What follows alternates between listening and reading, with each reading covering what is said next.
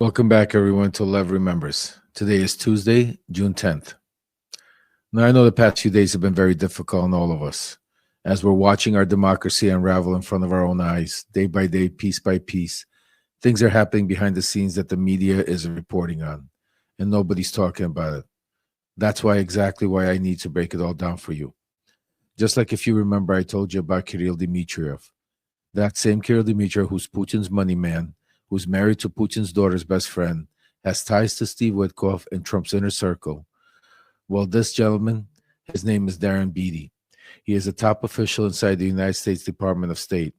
He is the man responsible for shaping Americans' global messaging. And he's married to a woman who has direct family ties to the Kremlin, folks. And this is the same official who just dismantled the one program we had designated to counter Russian disinformation. Just think about that. Now, if his name sounds a little familiar to you, is because he used to work in Trump's first administration. But then he got fired in 2018 because he was caught attending a white nationalist conference.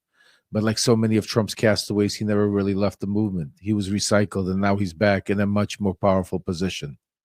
Today, Darren Beatty is acting under Secretary of State for Public Diplomacy and Public Affairs.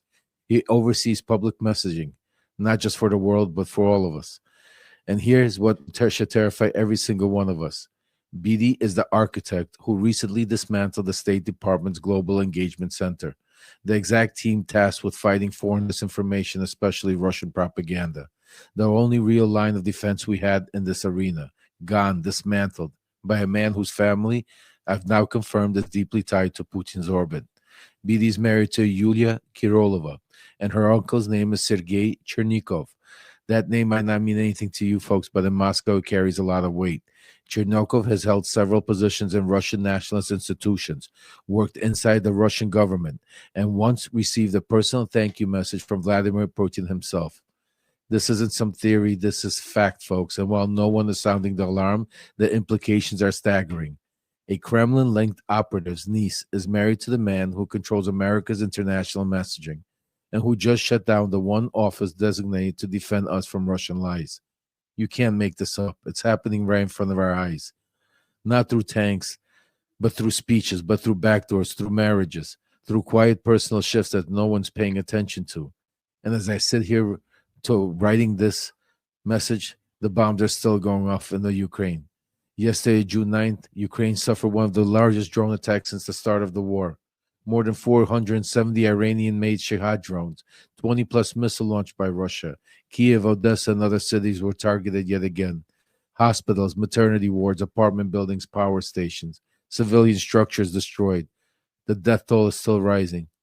This wasn't about military strategy. This was about terror. Putin is trying to crush Ukraine's spirit. He's going after children, after mothers, after the most basic service that keeps people alive. And while that was happening overseas, Donald Trump was busy planning his birthday parade, folks. He was threatening the U.S. citizens with Marines. He was mocking the Constitution, weaponizing ICE, and treating the First Amendment like a suggestion, not a right. And now, straight from the Oval Office, he said it. Quote, if you're planning to come protest, you will be met with force, serious force. Think about that. And then he said that Governor Newsom from California should be arrested just for being a bad governor. And then he said the quiet out loud. That looked like an insurrection to me, talking about California.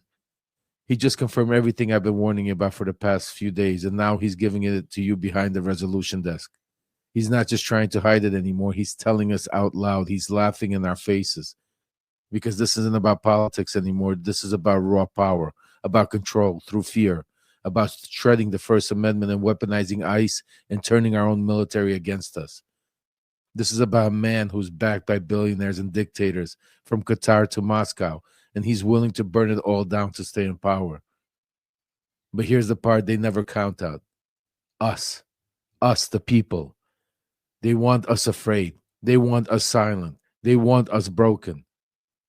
But I want to tell you one thing. I'm not afraid, and I'm not going anywhere because this is why I've been speaking out. This is why I risk everything to bring you this to you.